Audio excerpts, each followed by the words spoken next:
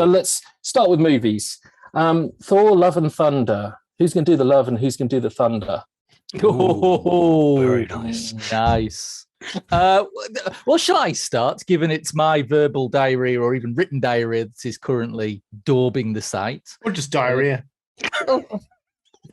Know your place, David. There's time. There's time for this. Just hold your horses. Right. So, yes. Well, undoubtedly divisive going from some of the posts in the forums, and I think it always was going to be. It is Taika Waititi again following up Thor Ragnarok, and even though it was difficult to think imaginable, he's doubled down on the goofy comedy, and Love and Thunder comes across as even sillier than Thor Ragnarok, yet it's punctuated with some scenes of real darkness and odd spots of emotion. For me, I really enjoyed it. I think the juxtaposition between the light and the dark worked quite well. I thought when you got a cast having such fun as they were all having, I mean, Hemsworth can do Thor in his sleep. He's got such an easy charm. And frankly, he wins me round just from a flick of his lovely mane, but throw in Christian Bale being Christian Bale, which is always good. And more strangely for me, Russell Crowe having an absolute blast as God of Gods Zeus. Frankly, I laughed. I didn't cry because I was too busy laughing, and then I laughed some more. And the fact that the biggest running gag through it was the jealousy of Stormbreaker. This is an axe that is jealous over his owner looking at yet another tool. It just made me smile. And there's no doubt about it. Silly, goofy, all of the above. But I had a really good time with it and I really enjoyed it. So there you go. Yeah, it's super fun. Like I also saw it and yeah, I didn't hate it. I thought it was quite fun. I did laugh quite a lot at it. But yeah, my experience was it felt a bit like a whole load of ideas squidged together. It didn't feel the structure and the tone weren't there for me. Where Ragnarok I felt was a really cool and fun departure for the MCU into like absurdism. That was great, but also it had a really definite story to it. And Love and Thunder jumps around a bit, and it sort of jumped around a bit too much for me, I think. And I couldn't quite put my finger on what it was that sort of kind of annoyed me about the way it had been put together.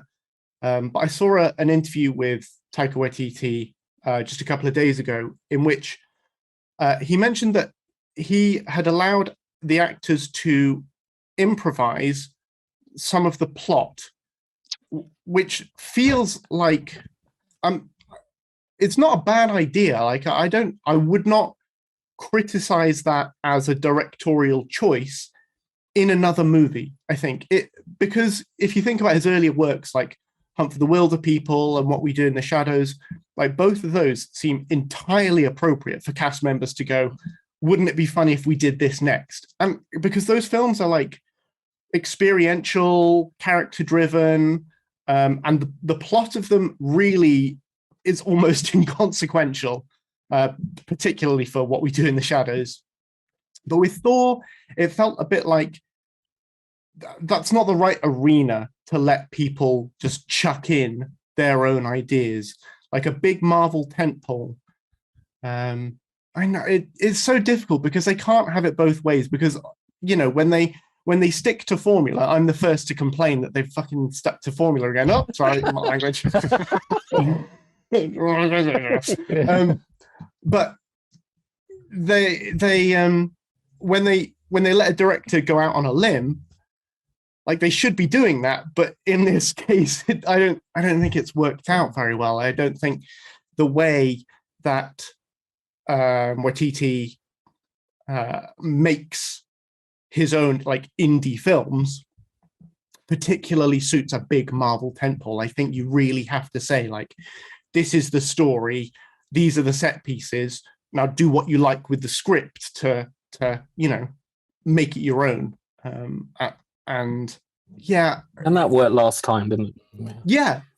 I think that's what it was. And because last time there was a very clear link as well for anyone who's interested from the comics to the film as well. Like they had taken plot elements that already existed, whereas Love and Thunder, as far as I'm aware, is not a pre-existing.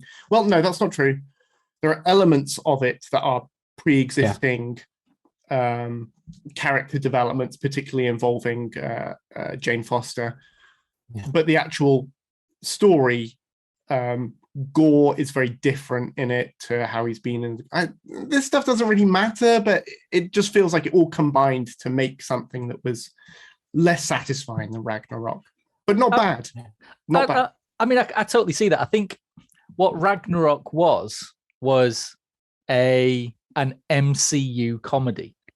It was the MCU film at that point in Phase 3. It had everything. It had all the connective tissues. You had Ruffalo in there with all the links back to his disappearance at the end of Age of Ultron. You had the link right at the very end with Asgard being destroyed, and then you go straight into Infinity War. So you had all this, like you said, this very, very rigid MCU universe that you then said to Waititi, right, go nuts in, and he did, and it was brilliant. And you're absolutely right this time, but I think this is something you could level at any of the Phase 4 films. There's nothing around it. There is none of that overarching plot line, arcs, what have you. So each of the films have felt very, very individual. They've all felt there's no connective tissue to any of them, bar the obligatory cameos that are shoehorned in one of the 19 post-credit stings. Yeah, and I can completely see where it's Ragnarok unfettered. That's what this is. There's none of that more MCU-ness around it that I think Ragnarok had to possibly balance it, sort of balance some of the wacky craziness out. But, I did go backwards and forwards on my score, but ultimately, because I laughed so much at it, I couldn't give it a score any lower than the 8 that I gave it, because it was just a huge heap of fun. But I can completely see all Tom's points, and there've been points echoed up and down the forums, so I can easily see that. Yeah, I've got to say, like, I'm not actually massively. There are a lot of people who are like, "What's the overarching story? I want to know what the next big movie is," and I don't massively feel that way. I don't mind if they want to go off and just do like little stories here and there. But I don't know. Their approach to it so far, like you say, in Phase 4, has just felt untethered, like you say, and like when you think about something like Eternals that should have, like by rights, should have been super interesting, but was incredibly boring and rote and awkward and looked, man, the VFX in Thor, like at least some of the Eternals looked spectacular. Some of Thor looked ropey as heck. And I don't. They're gonna bring it all together.